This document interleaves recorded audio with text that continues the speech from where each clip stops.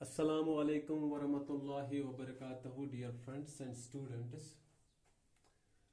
I am Engineer Javed and today we are going to learn class 5th subject SST chapter number 4 on your textbook page number 22. आज जो हम पढ़ने जा रहे हैं वो है the land of dense forests, यानी कि वो जमीन जहां पे घने जंगलात पाए जाते हैं। उस एरिया का क्या नाम है? उसको कहते हैं the democratic Republic of Congo. ये डेमोक्रेटिक रिपब्लिक ऑफ कांगो इसका नाम है, जिसको पुराने जमाने का जो उसका पुराना नाम था वो ज़ैर था। It was earlier known as Zaire. So let start. The tropical are equatorial regions of the world lies on both sides of the equator, यानी कि जो इक्वेटर है, जो खत इस्तिवा है, दैट इज 0 डिग्री। जो लाइन है जो 0 डिग्री है, जो अर्थ को, जो जमीन को दो बराबर हिस्सों में तकसीम करती है, उसके नॉर्दर्न साइड में भी, उसके नॉर्दर्न साइड में भी और उसके साउदर्न साइड में भी जो हिस्सा आता है वो काफी जो होता है, या तो वो ट्रॉपिकल होता है, ठीक है, या उसको हम इक्वेटोरियल रीजन कहते हैं, क्योंकि वहां का जो टेम्परेचर होता है वो काफी ज्यादा हाई होता है। तो रिपब्लिक जो है, रिपब्लिक ऑफ कांगो, जो डेमोक्रेटिक रिपब्लिक ऑफ कांगो जो है, ये इसी रीजन में वाक़ा है। किस रीजन में वाक़ा है? इक्वेटोरियल रीजन में वाक़ा है, ठीक है। यहाँ पे मैंने एक बना दिया, एक यहाँ पे एक मार्क मैंने रखा है, क्योंकि ये अफ्रीका में वाक़ा है। अफ्रीका का मैंने यहाँ पे एक मैप तैयार किया है, एक स्केच तैयार किया है। तो यहाँ पे आप देख सकते हो जो रिपब्लिक ऑफ कांगो है वो यहाँ पे वाक़ा है। तो ये किस रीजन में वाक़ा है? इक्वेटोरियल रीजन में वाक़ा है। इक्वेटोरियल रीजन वो रीजन होता है जहां से इक्वेटर पास होता है, ठीक है। तो इसकी जो कैपिटल है, ये रिपब्लिक ऑफ कांगो जो है उसका मैप है। तो आप यहाँ पे देख सकते हो जो किनशासा जो है, ये इस डेमोक्रेटिक रिपब्लिक ऑफ कांगो की राजधानी है, कैपिटल सिटी है। तो ये जो डेमोक्रेटिक रिपब्लिक ऑफ कांगो है ये अफ्रीका में वाक़ा है। और आप मैप पे आप देख सकते हो, तो मैप यहाँ पे बना हुआ है। तो इसकी लोकेशन हम देखेंगे, ठीक है, और लोकेशनल लैंड हम देखेंगे किसकी, कांगो, जो डेमोक्रेटिक रिपब्लिक ऑफ कांगो है। The democratic Republic of Congo जो है ये तीसरी बड़ी कंट्री है अफ्रीका में, तीसरी बड़ी, ठीक है, तीसरी बड़ी कंट्री है अफ्रीका में। तो किसके बाद? पहले सूडान का नंबर है।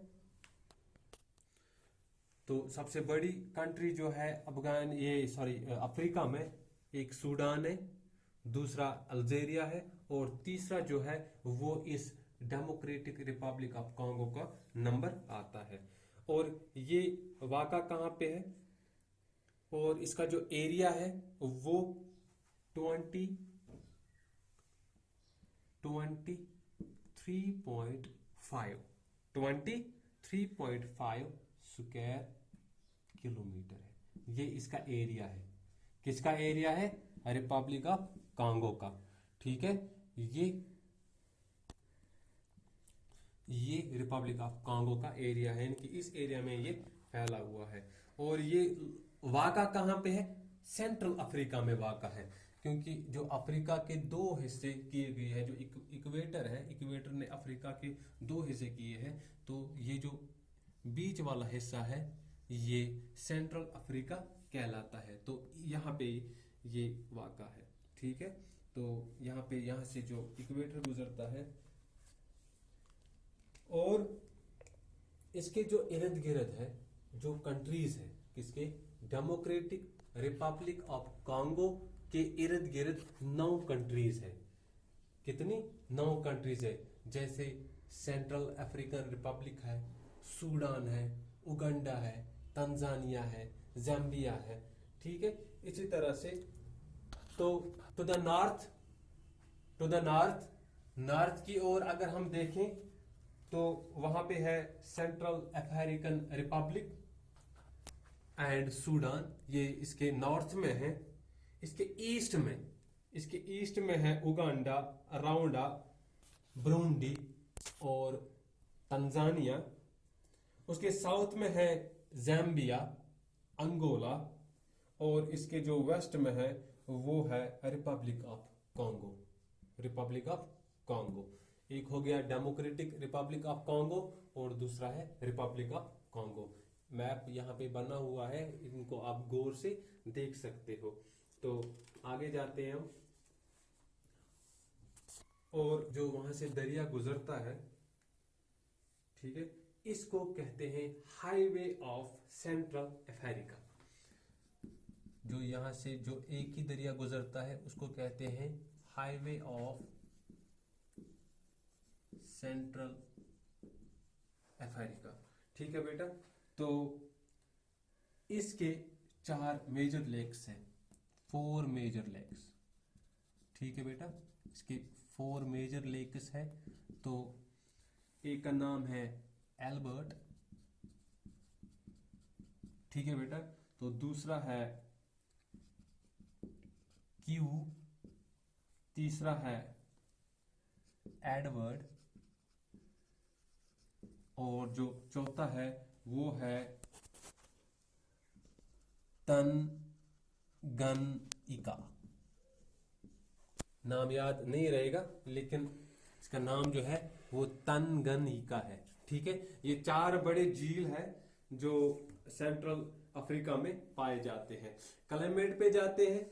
जो क्लाइमेट है, अभी मैंने पहले ही बता दिया कि इक्वेटोरियल रीजन है ये, तो यहाँ पे जो क्लाइमेट है वो उनका जो टेम्परेचर होगा वो ज्यादा होगा, और वहां पे it has hot and wet climate. ठीक है, तो यहाँ पे इक्वेटोरियल रीजन है तो बारिशें पूरी साल रहती है, और वहां का जो टेम्परेचर है वो बहुत ज्यादा होता है क्योंकि इक्वेटर नजदीक है, इक्वेटर गुजरता है बीच में से, तो यहाँ पे नमी भी बहुत ज्यादा होती है। Plants grow very fast as the weather is hot and humid. यहाँ पे नमी बहुत ज्यादा होती है, और यहाँ पे जो क्लाइमेट, ये टेम्परेचर है ये हाई होता है, और यहाँ पे जो वेदर है वो बहुत गर्म होता है, मौसम यहाँ का जो बहुत गर्म होता है, तो यहाँ की जो पेड़ है वो जल्दी उग जाते हैं, वो लंबे हो जाते हैं जल्दी। तो यहाँ पे आप बहुत सारे किस्म के पेड़ पौधे जो वेजिटेशन है पाओगे, और यहाँ पे जो वाइल्ड लाइफ है, वाइल्ड लाइफ की बात करते हैं, जो forests of the democratic Republic of Congo जो है, यहाँ पे आप बहुत सारे किस्म के जानवर पा सकते हो, जैसे गोरिल्लास, जैसे मंकीज, बंदर, चिंपैंजीज, बाबून्स, ये सारे मंकी की फैमिली है, तो ये सारे आप यहाँ पे पाओगे। और ज्यादातर अगर हम रेप्टाइल्स की बात करें, यहाँ पे स्नैक्स एंड पाइथनस एबंडेंस यानी कि काफी ज्यादा मिकदार में पाए जाते हैं। और यहाँ के जो दरिया है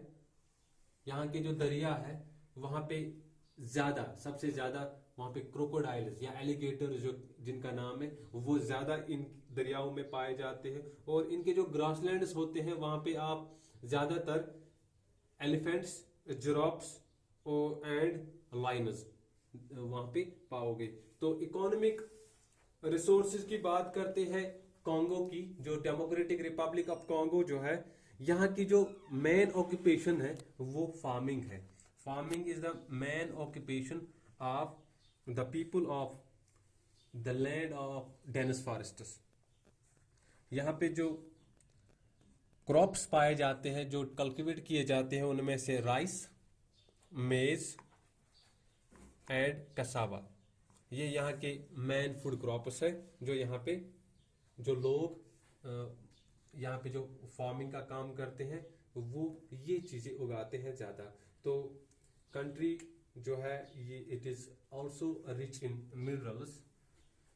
यहाँ पे गोल्ड पाया जाता है, डायमंड पाया जाता है, यूरेनियम पाया जाता है, कोबाल्ट पाया जाता है, कोल एंड मैग्नीज यहाँ पे काफ़ी मिकदार में पाए जाते हैं।